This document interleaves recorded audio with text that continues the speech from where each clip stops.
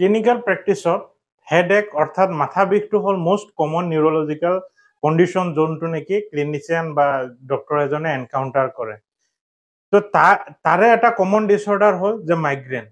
আৰু আজি মাইগ্ৰেনৰ ওপৰতে এটা চমু ভিডিঅ' বনাম, কি কৰিলে কেনেকা মানে বেছি হৈ যায়, কেনেকা তাৰ পৰা বাচিব পাৰিব, তাৰে ওপৰত ডিটেইলছ ভিডিঅ' বনাম। তো ভিডিঅ'টো শেষলৈকে চাব। মই ডক্টৰ আজহাৰুল ইছলাম, নতুন এটা ভিডিঅ'ত আপোনালোকক সকলোকে স্বাগতম জনাইছোঁ।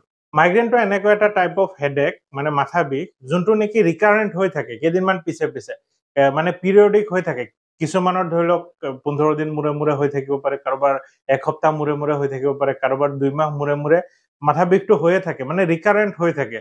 আৰু এইটো মানে 4 ঘণ্টাৰ পৰা 72 ঘণ্টা, মানে আপ টু 3 দিন 4 দিনলৈকে বিষটো কণ্টিনিউৱাছ থাকিয়ে যাব পাৰে। তেনেকুৱা টাইপৰ মাথা বিষ হয় এইটো। আৰু মানে তাৰ লক্ষণসমূহ কি হয় যে ভিতৰৰ মাথাৰ ভিতৰত মেইনলি মানে এক চাইডে বেছিকে বিষায়। ধৰি লওক ৰাইট চাইডে বিষাব পাৰে, বেক চাইডে বিষাব পাৰে, বা লেফ্ট চাইডে বিষাব পাৰে, বা মাথাৰ এক চাইডে বিষাব পাৰে। তো সেইখিনিত এক চাইডে বিষাই থাকে, কেনেকুৱা পালচেটিং টাইপ, যেনেকুৱা আমাৰ পালচ মাৰি থাকে, বুকু ধপধপ কৰি থাকে, তেনেকুৱা ভিতৰত কিবা লৰি আছে, এনেকুৱা ধিপ ধিপ ধিপ ধিপ ধিপ মাৰি থাকে। তো সেইটো ধৰণৰ এটা বিষ হৈ থাকে, পালচেটিং টাইপ। আৰু এইটো ৰিকাৰেণ্ট হয়, কেইদিনমান পিছে পিছে হৈ থাকে। আৰু এই বিষটো বহুতো মানে অসহ্যকৰ হয়, মানে যে সহ্য কৰিব নোৱাৰে মানুহে। আৰু কেনেকুৱা অনুভৱ হয়, কিছুমানৰ অ'ৰা থাকে। অ'ৰা মানে কি, যে অকণমান মাথা ঘূৰাই থাকিব, নজিয়া ভমিটিং হ'ব, মানে কেতিয়াবা বমি হৈও যায়, ফটোফবিয়া হয়, মানে পোহৰ চোহৰ চালে, লাইট চাইট চালে বেছি মানে মাথা বিষটো বাঢ়ি যোৱা টাইপ লাগে। ঘৰৰ মানুহে ক'ৰবাত যদি নৰ্মেল চাউণ্ডতো যদি কথা পাতি থাকে, হ'লেও সিহঁতে ভাবে এই কিমান ইমান চিঞৰি আছে, কিয় মাথা বিষটো বাঢ়ি যায়। তেনেকুৱা ধৰণৰ যোনটো বিষ হয়, সেইটোকে আমি মাইগ্ৰেন বুলি কওঁ। আৰু এইটো মষ্টলি মানে যে চিটি স্কেন কৰিলে ওলাব, বা যিকোনো ব্লাড টেষ্ট কৰালে ওলাব, এইটো এনেকুৱা নহয়। এইটো ক্লিনিকেল এক্সপিৰিয়েঞ্চৰ ওপৰত এই ডায়েগনচিছটো বেছিকে হয়। আৰু এইটো কমনলি ফিমেলৰ বেছিকে হয়। মাইকী মানুহবিলাকৰ ৰিপ্ৰডাক্টিভ এইজ যোনটো পিৰিয়ড থাকে, ধৰি লওক 15 বছৰৰ পৰা 45-50 বছৰৰ ভিতৰৰ ফিমেল বিলাকৰ বেছিকে হয়। বহুতে মানে বেমাৰটো বেমাৰ বুলি নাভাবে, মাথা বিষাইছে, কিবা কাৰণত টেনচনত হ'ব পাৰে, বা কিবা ইভেন কিছুমান যদি ডক্টৰ বা ফাৰ্মাচীৰ ওচৰত গ'লে নৰ্মেল মাথা বিষ বুলি নিশ্চিত বা বিষৰ টেবলেট দি পিনে পঠাই দিয়া হয়, আৰু আনডাইগনজ হৈ থাকে। মানে এই হেডেকটো বহুত ইৰিটেটিং হয়, সেইকাৰণে আমি যিমান সোনকালে পাৰোঁ ডায়েগনচিছ কৰাই পিনে তাৰ ট্ৰিটমেণ্ট কৰাই থাকিব লাগে। মষ্ট কমন যোনটো হয় মাইগ্ৰেনৰ একটা ট্ৰিগাৰিং ফেক্টৰ, সেইটো হ'ল ট্ৰেভেলিং। কোনোবা যদি গাড়ীত গৰমত বহুত গৈছে, ধূলি বালি কিবা কিবি হাল্লা চিল্লা একেবাৰে শুনি পিনে গৈছে, আৰু তাৰপিছত অহাৰ পিছতে বা য'ত গৈছে গন্তব্যস্থানত যোৱাৰ পিছত একটা চিভিয়াৰ মাথা বিষ উঠে, সেই মাথা বিষটোৱে কমনলি মানে মাইগ্ৰেনে হয়। আৰু তো ট্ৰেভেলিঙৰ লগত ৰিলেটেড বেছিক হয়। তাৰ বাহিৰেও বেলেগ বেলেগ ফেক্টৰতো কাৰোবাৰ ট্ৰিগাৰ হ'ব পাৰে। ইভেন ঠাণ্ডা আইচক্ৰীম খালেও হ'ব পাৰে, বা বেলেগ বেলেগ ফেক্টৰ, গৰমতো হ'ব পাৰে। কাৰোবাৰ টেনশ্যন হ'লেও, টেনশ্যন টাইপ হেডেক এটা থাকে, তাৰ পিছত মানে সেইটো ট্ৰিগাৰ হৈ পিনে মাইগ্ৰেন হৈ যাব পাৰে।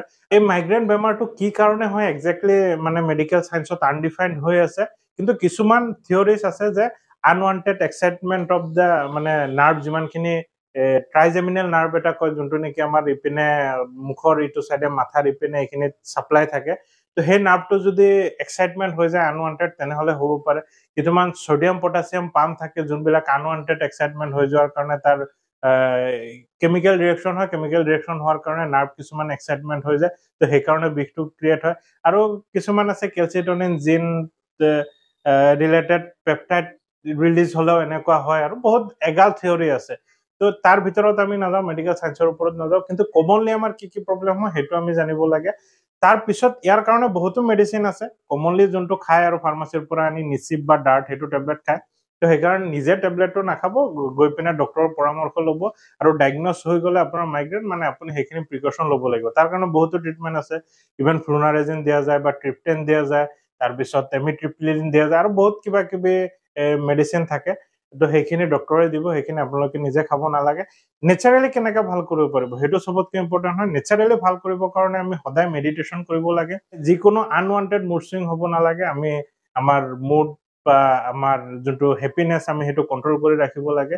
মানে ৰেগুলাৰ য়োগা কৰি থাকিব লাগে। য়োগা কৰিলে আমাৰ মেণ্টেল ষ্ট্ৰেছটো কম থাকে, আমাৰ মাইণ্ডটো প্ৰপাৰলি ফ্ল' কৰে, মানে প্ৰপাৰলি কাম কৰি থাকে। আৰু মষ্টলি হ'ল যে ফিজিকেল এক্সাৰচাইজটো সদায় ইম্পৰ্টেণ্ট হয়।